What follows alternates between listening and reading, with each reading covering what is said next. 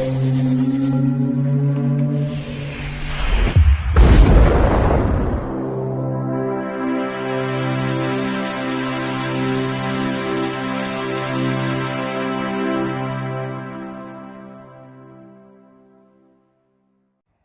Bayek, it's me Ian, and in today's video, well, I'm continuing my look at classic Doctor Who. The Golden Age, yes, the brilliant Doctor Who. You can't beat a bit of classic Doctor Who. Anyhow, this is now the era of the Fifth Doctor, and I'm enjoying this, looking at all his stories. It's been a great journey. And we'll continue. So this is The Visitation from 1982. Previously, we had Kinder, and then the next one will be Black Orchid, which is a two-part story. Now, this is the 19th season, and this is the fourth story, and it's in 4 episodes. It's now on twice a week, and this was transmitted, therefore, between the 15th of February to the 23rd of February 1982. It's written by Eric Saywood, who's, well, somebody who'd been the script editor. Stories that he did actually write were Earthshock 1982, Resurrection of the Daleks 1984, and Revelation of the Daleks 1985. It's directed by Peter Moffat, who directed State of Decay 1980, The Five Doctors, brilliant, 1983. I love The Five Doctors, who doesn't? The Twin Dilemma 1984. Well, that's an interesting story. And the brilliant Two Doctors 1985. The script editor is Anthony Root, and of course it's produced by John Nathan Turner. The music is by Paddy Kingsland.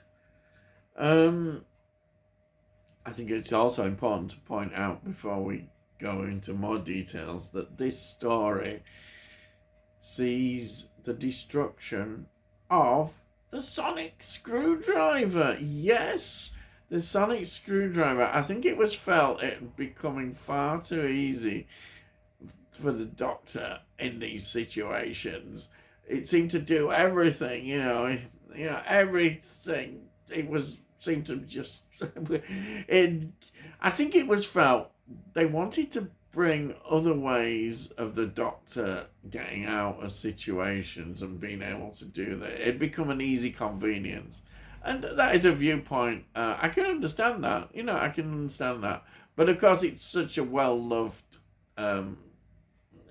piece of Doctor Who sort of history that, of course, in 2005 they brought it back with Christopher Eccleston, and also in the 90s TV movie he had the sonic screwdriver as well. So it's something that's always been there, even when they take it away. So I can understand why. It is a great thing to have. It's just that I think it was felt, well, why not have a change where the Doctor doesn't have it and has to use other methods and ways of getting out of situations sometimes. Yeah, I think it was a good idea. So we've got the cast, of course. We've got Peter Davison as the Fifth Doctor, Matthew Waterhouse as Adric, Sarah Sutton as Nyssa, and Janet Fielding as Tegan.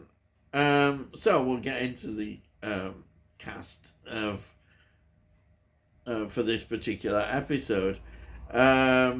We've got Michael Robbins, who plays Richard Mace. Oh, Michael Robbins. What an interesting character he is. And of course, he was well known from a TV series, which you know straight away, On the Buses, which ran from 1969 to 1973. It also spawned 3 films, which was On the Buses 1972, Mutiny on the Buses 1972, and Holiday on the Buses 1973. And I love this, they were all produced by Hammer Films. Yes, brilliant. So other things that he'd been in was The Whisperers 1969, Up the Junction, great film, 1968, The Looking Glass War 1970.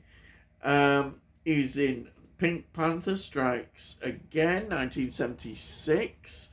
The Great Muppet Caper 1981. Yeah, he's in the Muppet movie. And then another one that's quite well known is Victoria, Julie Andrews, 1982. They're just some of the films that he's been in. Then we've got Michael Melia, who plays the alien pteropodal leader. I'm not saying that very well, am I? The pteropodal. Yeah, they're the aliens, the reptilian kind of aliens. Yes. Now, Michael Melia was well known for being in EastEnders, only for a year between 1990 and 91, where he played the landlord Eddie Royal. He was also in the soap, football soap, actually. So he went from one soap, EastEnders, to another soap called Dream Team. And he was in 100 episodes between 1997 and 2007. Yeah. Then we've got Eric Dodson, who plays the headman. He was in The Mirrorcrat, 1980, and also The Masks of Death, 1984. Now, it's set in the 17th century. And of course, you might know, or perhaps you don't know, but 17th century is one of my favourite periods of history. It's one that I specialised in right through to university, particularly the Civil War period, and a bit after as well. I suppose up to the 1688 revolution, the bloodless revolution, of course. But anyhow, I'm babbling on that. So it's set in 1665, and 1665 is important, because it is the year of the Great Plague. Wow, yeah, which had such a devastating effect on the population.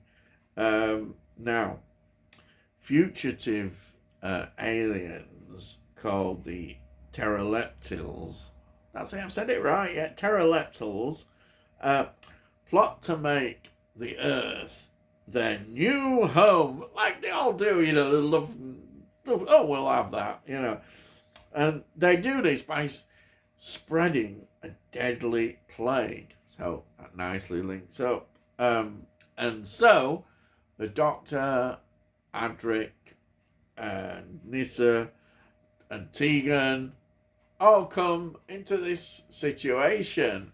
And as usual, the companions get involved, they split up, they get captured, and they don't get and they escape, and it's all the usual stuff that you expect from a great Doctor Who story. But I love this historical background, and they also they meet Richard May's character, which is of course played by Michael Robbins, who is brilliant. I love him. You can't help but smile at him in this role.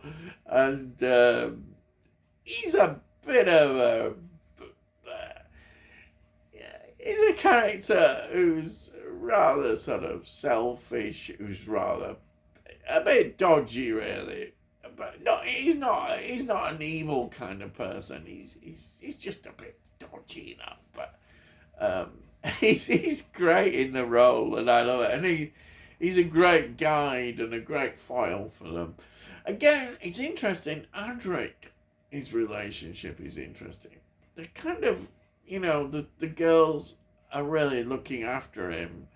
His relationship with the Doctor, I always find that it's almost the Doctor is still a bit irritated with him. He will look after him and that, and he does show that. But I think he's a bit irritated still because he was a stowaway, and but he will look after his best interest. But I think you still get that there, and it's interesting. And of course, Matthew Waterhouse's acting is always interesting as well. I know we're going to keep getting this, but it's always an interesting look at why he wasn't such a loved companion, and you can see for various reasons why. But I think that maybe that's been a bit cruel to him, but he's doing his best, and I think that's what you have to say. But I can understand why people didn't particularly warm to his character as well. So the story, it's wonderful. It's another historical story. I love these historical stories. We've not had enough. Originally, Doctor Who in the earlier years, Hartnell and Troughton, there was a lot of historical stories, and maybe some people felt there were too many. This one, I love the way you combine the sci-fi elements, which perhaps some of the Troughton and Hartnell eras didn't. They just landed there. We have really good sci-fi concepts within the context of his history. And of course, this one works so well, linking it up with the Great Plague of 1665, and of course with the Great Fire of London in 1666. So it's a great match. Absolutely love it. You can't beat these historical ones. I love them. Yes, I like to see more actually. Yeah, we have had even in modern Who, they have tried to do some more historical ones. Some have worked and some perhaps haven't worked as well. But I always enjoy a historical story. So I think I like this. I do really enjoy this story. Now, it was released on VHS as a double pack with, of course, the two-parter Black Orchid, and that was in 1994. In DVD, it got released in 2004, and there was a special edition DVD in 2013. And then, of course, we get it on Blu-ray, which is in Doctor Who The Collection Season 19, which was released in 2018. And of course, I've got here of my copies. I've got, firstly, to show you as always, there's the DVD of the Visitation. I love all my DVDs of Doctor Who, I really do. And there's the back with it. Some nice extras as well. And the disc this time is just a plain silver disc. And we usually get the little leaflet, which is nice, little adding some information. So that's great to see. But then, of course, I have got, you keep seeing, but I love showing it, is this. Season 19, The Collection. Doctor Who, The Collection. Brilliant. Absolutely brilliant. This is all the Blu-rays. And then, of course, there's more documentaries about this than there was on the DVD. More. Fantastic. Highly recommended. You can get these, but they're in a more, a cheaper form, really, and better if you just want the whole season without getting this sort of this. Well, it may even be difficult to get hold of now when these come out. But you could still get the whole season on Blu-ray in a more sort of not a special edition kind. But it still has all the extras and what have you. But yeah, I love this. Absolutely love this. And that's it. So, if you're new to the channel, please subscribe and we'll let you know when I put out these videos. And if you like this video, please give this video a like. It gets it out onto YouTube so other people might enjoy it. And if you want to see other reviews I've done of Doctor Who, then please look in the playlist. I put them in the playlist so you can see all the reviews I've done. But you'll also, if you look at the playlist, see that I do a lot of film reviews, TV shows, and some music as well. So have a look at them. Hopefully you might find something you enjoy. And yeah, that's it really. So all I've got to say is, I'll see thee again.